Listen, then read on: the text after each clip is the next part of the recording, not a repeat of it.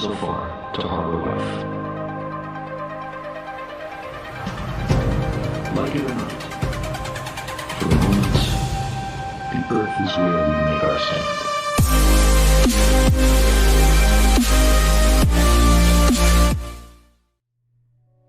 So, I guess the time has come round again when we peer in on Nathan Thompson's sad life to find out what he's having a breakdown about this time.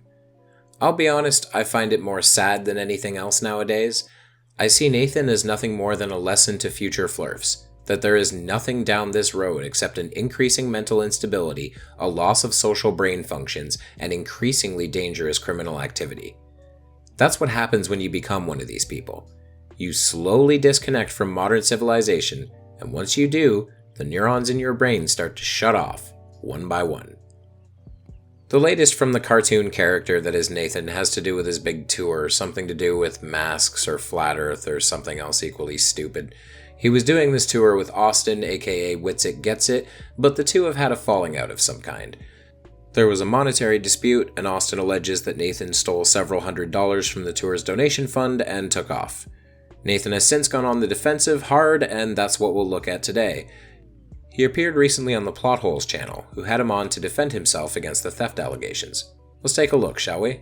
He alleges that whenever you two first talked about doing this tour, that all donations were to be split, regardless of how they got. Can someone find me that video? Can someone find me that post where a grown man says, "Hey guys, I know my entire income is donations because I don't detail cars anymore, but I want you to send all that money to another dude I spent like 2 days with." Does that even fucking logically make sense to you, Plot Hole, in your mind? Well, again, I don't just have... asked you a yes or no question. Oh, boo-hoo, Nathan. Nobody cares about your absolutes. This is what I hate about Nathan. He tries so desperately to control the conversation and then threatens to leave when he doesn't get his way, which he's about to do, and thinks this makes him come off as intelligent. Nobody has to answer your yes or no question, Nathan. Nobody cares. I don't have all the information on this, so I have no idea. I just asked you a simple question, bro. Does it make sense for a grown-ass man that relies completely on donations to say, "Hey, send all my donations, even though I have a Zelle, a Cash App, a PayPal, and a Patreon, send them all to someone else"?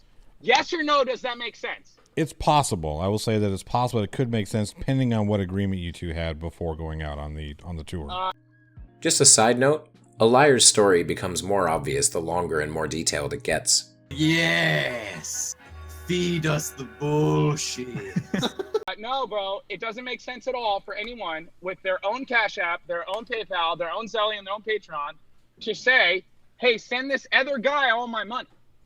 Just so you know, bro, that's stupid. The fact that you can't figure out that that's stupid makes me, question your intelligence. Well, again, it's not about... I mean, you can question my intelligence all you want, and that's all well and good. That doesn't bother me. I already am questioning it, so I don't need your permission to do it. I'm already doing it. And I got please you. Stop interrupting me. I will hang up on you, bro. See what I mean? What a whiny little baby. Making a big deal out of the plot hole, essentially using a turn of phrase. Him saying you can question his intelligence was not him giving you permission, it was him setting up a statement that Nathan then interrupted, only to then complain about interrupting. Someone come get my mans, his entire existence is backwards. Okay. Like when we spoke, I said that there would be mild interruptions Clarifying questions. Not you trying to get your point in. I'm the guest. You shut up. All right, bro? No, it's not about me trying to get my point in. This is about me attempting to get some clarification. You're trying to tell me I can question your intelligence. I just told you I am questioning your intelligence. I don't need your permission to question if you're fucking smart or stupid. I'm already doing it, bro. Okay? So what is the next question? A normal, well-adjusted human would have moved on from this point a long time ago, like the plot hole already has. You can see it in his face. Okay, so the next question is going to be after the initial argument about where the money was going to go. What was the next? There was no argument about where the money was going to go. He got his money the whole time, which was how he paid for half of the gas and half of it. He was said online, "Guys, I'm paying for half the stuff. Nathan's paying for the other half." But then he said, "I'm getting all the donations," which makes no fucking sense. I mean, if you can't figure out a grown man who does YouTube full time telling everyone that follows him to send their money to someone else, doesn't make sense, bro. I'm sorry, you don't have a brain. You're fucking retarded, bro. Notice how, at no point, Nathan has actually denied any of the allegations. So you got two dudes traveling in an RV, aren't getting along. One guy's making good money. One guy's got a car. The other one's broke, doesn't have a car, and lives in Tennessee. I just want to point out that Nathan's now contradicting himself. Earlier, he said Austin had his own donation sources which he was using to fund his portion of the road trip. Now, suddenly Austin is broke. Suspicious. Suspicious. For the next several minutes, the plot hole continues to remain inhumanly calm as Nathan rants and raves about how unbelievable Austin's claims are and how great his own life is. None of this is particularly relevant to my video, but I'll leave a link if you're interested. Eventually, though, the subject of alleged physical fighting between the two comes up, and this is pretty funny. Well, so he also makes other allegations about fighting you, saying that he had you choked out or something? No, Austin never touched me once, bro. If he did, he'd be in the hospital. Now that's hilarious, Nathan. The idea that you, with your Holocaust survivor body and non-existent musculature, could put anybody in the hospital is absolutely hilarious. Remember when someone knocked your hat off at a convention and you ran off crying to sick security on him? Pepperidge Farm remembers. I had a globe earther knock my hat off, M. Stone.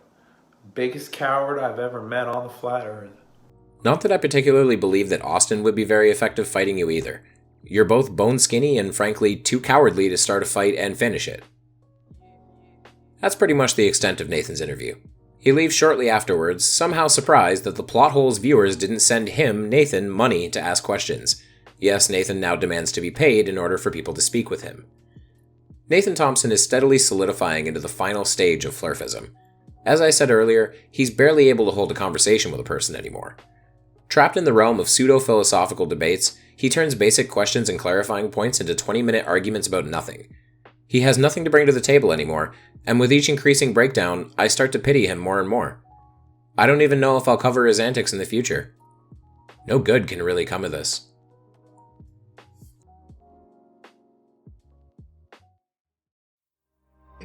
If you like this video, please give it a like. If you want to see more, please subscribe and turn on the bell for notifications.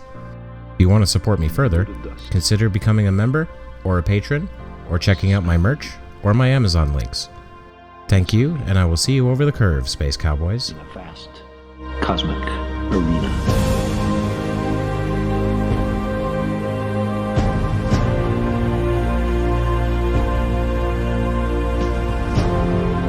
Our imagined self-importance, the delusion that we have some